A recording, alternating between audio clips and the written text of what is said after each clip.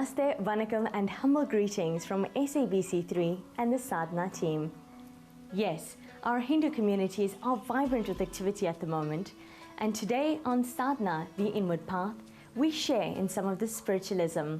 We strike a healthy balance between the new and the age-old as we meet the sensational Pragathi Guruprasad during her visit to Durban, help shape budding young minds, preserve Hindi and document our fasts and prayers with Devaki Govinda. 17-year-old Pragathi Guruprasad is a familiar face to followers of India's Super Singer series.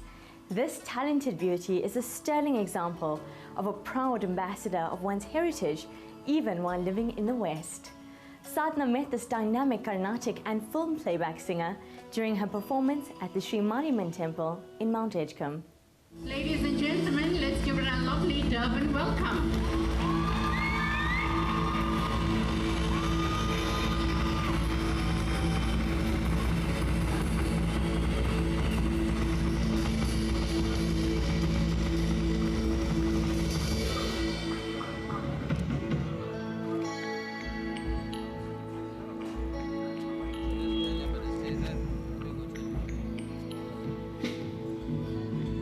I've learned classical Carnatic music since I was a very little child. The whole family is very involved. And recently I took part in Super Singer, which was a reality music contest for film music. So I was able to learn that side of music as well. And now I'm able to sing both, so I absolutely love to perform them both. My mom had applied because it's been a long time dream to compete on a reality show. So she applied, and we didn't actually consider it for a long time because it was in India. But the family together took a huge decision and decided to go overseas and live there for about a year and compete in this competition.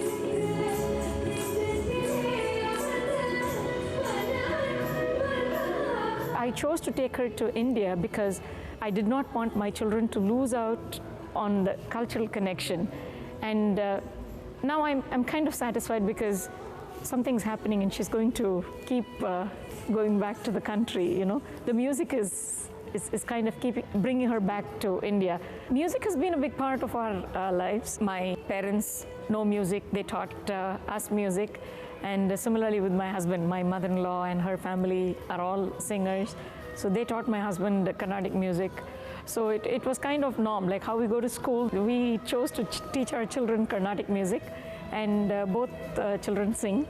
Their singing started from bhajans, you know, sitting at the temple when they were very little babies, you know, on our laps for bhajans for an hour. So that's how they even grew to sit down and listen to music.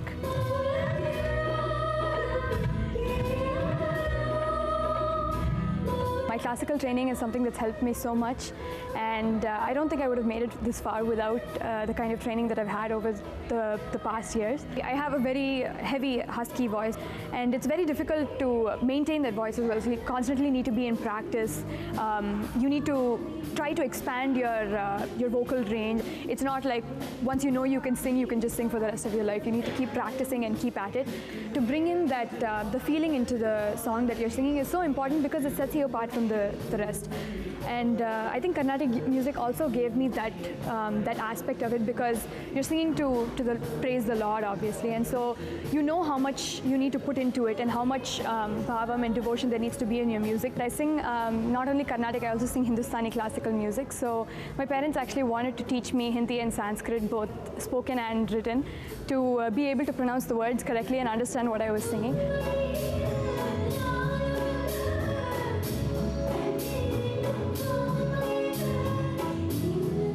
Whenever Pragati sings, I had this feeling within me that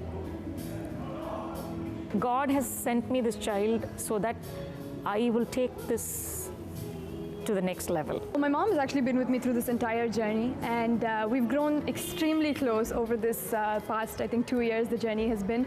Not only was she with me through Super Singer, she was one of my biggest pillars of support.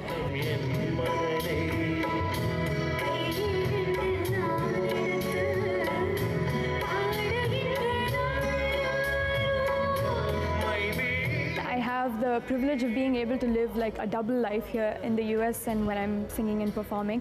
Whenever I'm traveling or I'm performing at places or I'm on television, whatever it may be, I'm completely treated as a celebrity. I'm someone else. But when I go back home, when I go back to school, when I'm with my family, I'm a completely different person. So I think that's something that I really do value, and I'm able to transition those two lives. And it's so nice because when I go to school, I'm just another normal person. So it's really nice to be able to balance those two things.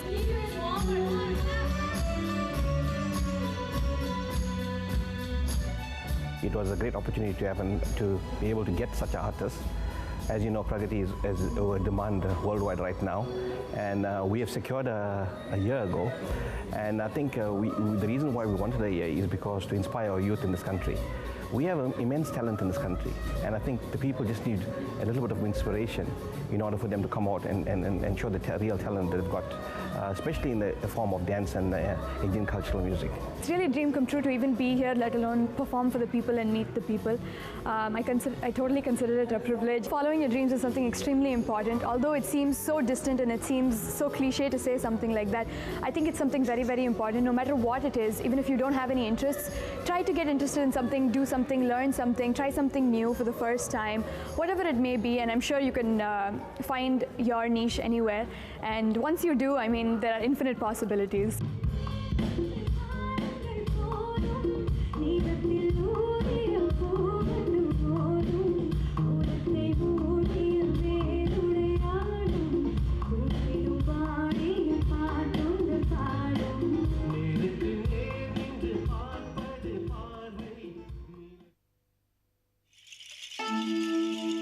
Welcome back to Sadhana.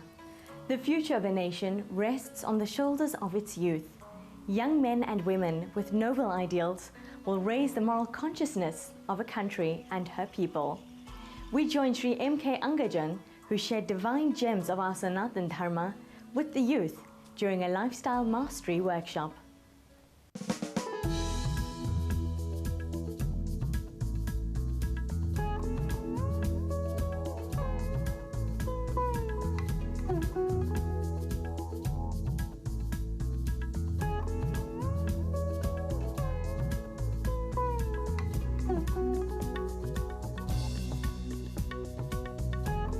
Vedanta, as the very term suggests, Veda means knowledge, Anta means end. So Vedanta means the end of knowledge, culmination of knowledge. It is the highest knowledge known to mankind. In the sense, it deals with the knowledge of life and living.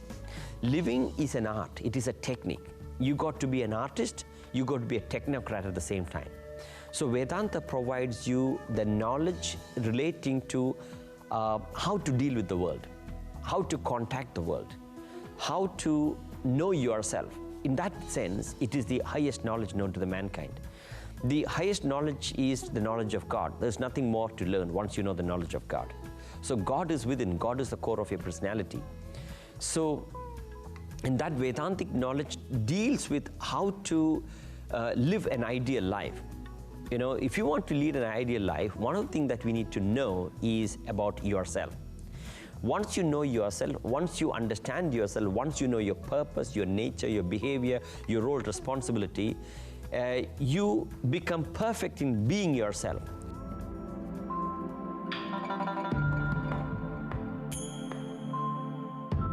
This knowledge of the self, once you understand, it is applicable in any field of activity. Whether you are a businessman, it teaches you how to run your business better.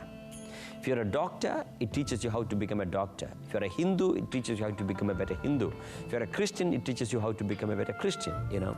So it is, essentially, it is about the knowledge of being, you know.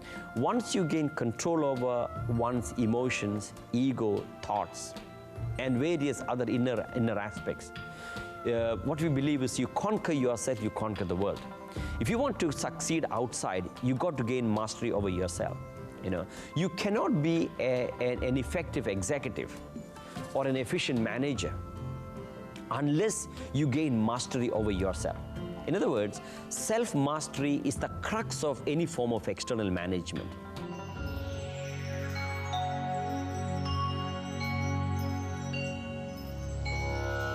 The youth today are the people who really need it, and they are eager to it.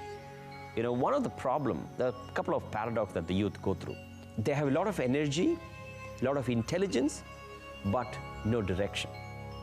Energy and intelligence without direction can be detrimental. Youth is a state of mind. It is very crucial state. At the same time, it's very fragile emotionally, So we need to provide them with the resources to gain mastery of the emotion, so that the mastery of the emotion makes them a pillar of strength. This 2 days workshop on spiritual quotient for lifestyle mastery teaches them how to be a master of yourself first before you gain mastery of the world. There are two aspects of education. One is academic education, the other one is self-edification, right? Academic education teaches you how to make a living. Spiritual education or self-edification teaches you how to live.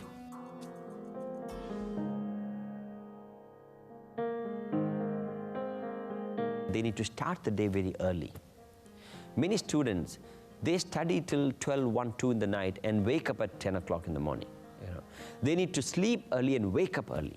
Early hours, 4 to 6, is the most dynamic time of their life. So if they learn to start their day at 4 o'clock, and then that is the time you can concentrate better, you can focus better, you can think better. We need to translate this ancient wisdom such a way that the modern generation relate to it. What do the youth want? They want fun, number one. Secondly, they want success.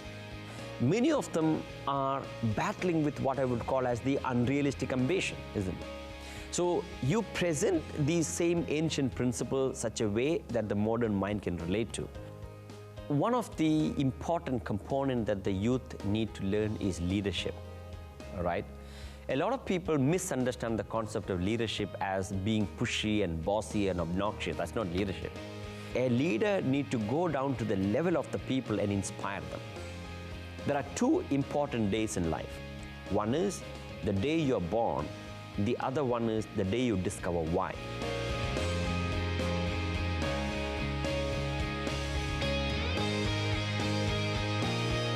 The Hindu values are not any different from the African value, where if you want to live in a society, you got to look after the welfare of the society. If you want to live for yourself, you got to be the master of your own destiny. We are the masters of our country.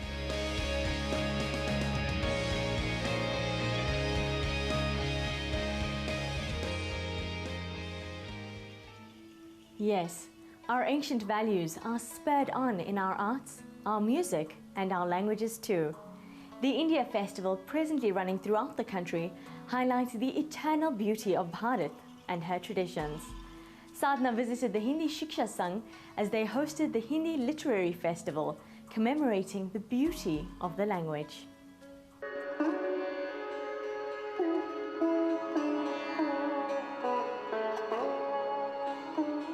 Hindi is a language of our heart and expression and feelings, and I can dream in my language. Hindi is spreading like anything because of television, because of Indian films, because of Indian songs, bhajans. Festival of India is actually taking place across the country, actually celebrates the 20 years democracy. And India has played an integral role in South Africa's fight against apartheid. The literary festival is what we are hosting.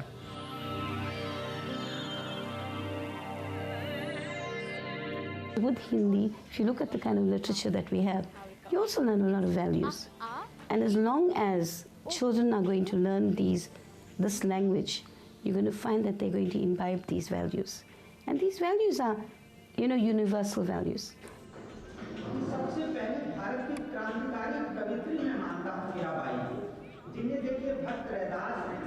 It's an oral tradition of our poetry. Vedas came from mouth to ear, and then writing. Old poetry has been written like that. Only Kabir Das, masi kagaj chiyo nahi, kalam gahi nahi haath. He has never used paper or pen in his hand, but his works are universally acclaimed, and we know now we can sing Kabir, we can sing Meera. So now the contemporary writing, we are discussing about that in the seminar organized by this Hindi Shiksha Sangh. And we are discussing about the modern Hindi poetry, modern Hindi prose. There's going to be an interactive session with the luminaries from India that are coming down. We do have guests. And then later on in the day, we're going to have something called Kavi Sammelan. It's poetry recital. That's going to be very interesting.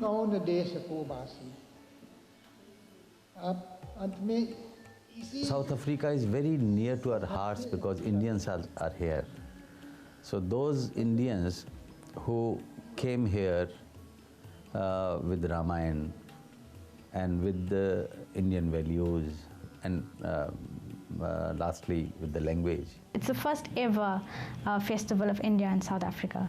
So, and it's great. The bond that we share with India and going back to our forefathers, going back to the father of our nation and Mahatma Gandhi ji. I'm glad that in the 21st century and so many years later, we can still share that bond.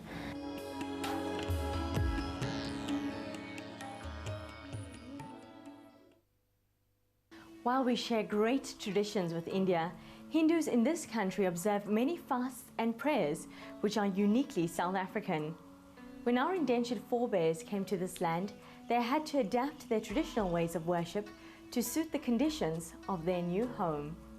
Aradhna documents Hindu fasts and festivals as practiced by South Africans of Indian origin. We learned more from the author Devagi Govender during its recent launch.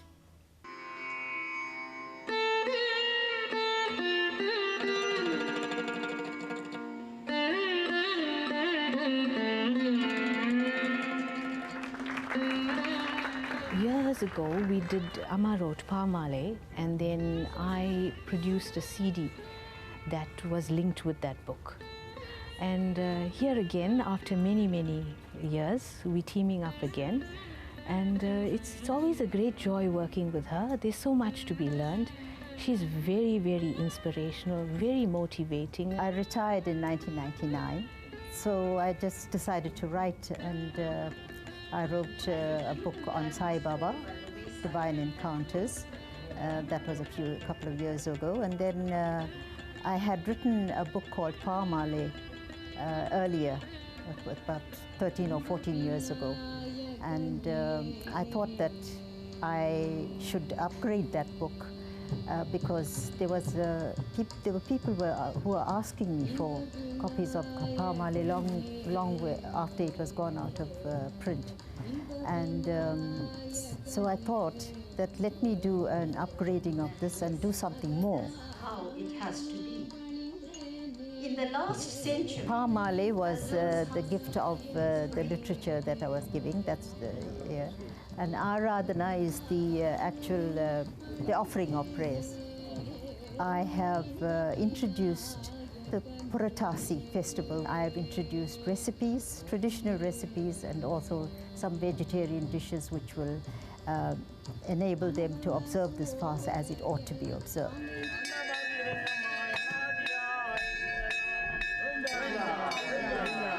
My daughter-in-law Mahendri and I have recorded the transliteration, and that CD will be sold with the book Aradhna as a package.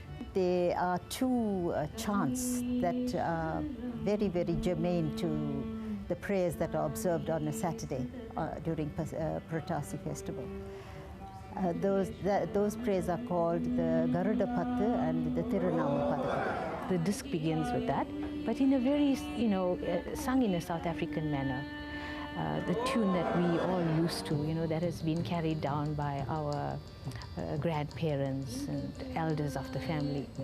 And then thereafter, the songs have been very carefully chosen by Amma. We looked at the meanings, we looked at what powerful content is contained in these songs, and we've included them on the disc. So when you begin your prayer, you've got the chants, And then thereafter, the satsang follows with all the suitable songs for that prayer.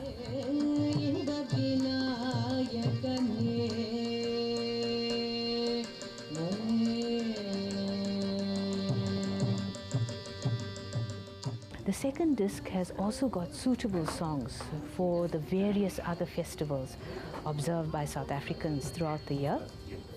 And not just festivals, our beautiful rituals as well. For example, when a baby is born and you have the naming ceremony, and everyone wants to know, where can I get a traditional song, a beautiful South Indian lullaby to sing to the baby. And so we have that on the disc. It is not a limited project. It has the potential for, like the next CD will be part 2. It can move on to part 3, part 4. So it's open to a lot more material. The idea is group prayer. I think that is what our festivals are all about. We don't just pray alone. The idea is to include as many people as possible, in chanting the Lord's name and creating those positive and divine vibrations. The older generation has died out, and the older generation were the custodians of culture, and they would impart to the young people. I think for that reason, they need something like this that will be a handbook for them to learn from. It's an intrinsic need to leave behind something, to ensure that young people are not confused, they are guided, they have the confidence to observe these prayers in their own homes. I think that's what this offering is all about.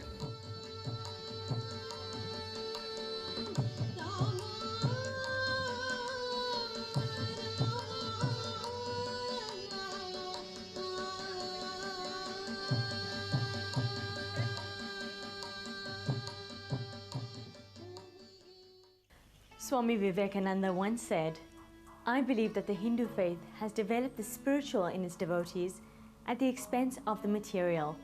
And I think that in the Western world, the contrary is true. By uniting the materialism of the West with the spiritualism of the East, I believe much can be accomplished." And that's where we ended today, but your sadhana keeps going on. Be sure to catch us again next week, same time, same place.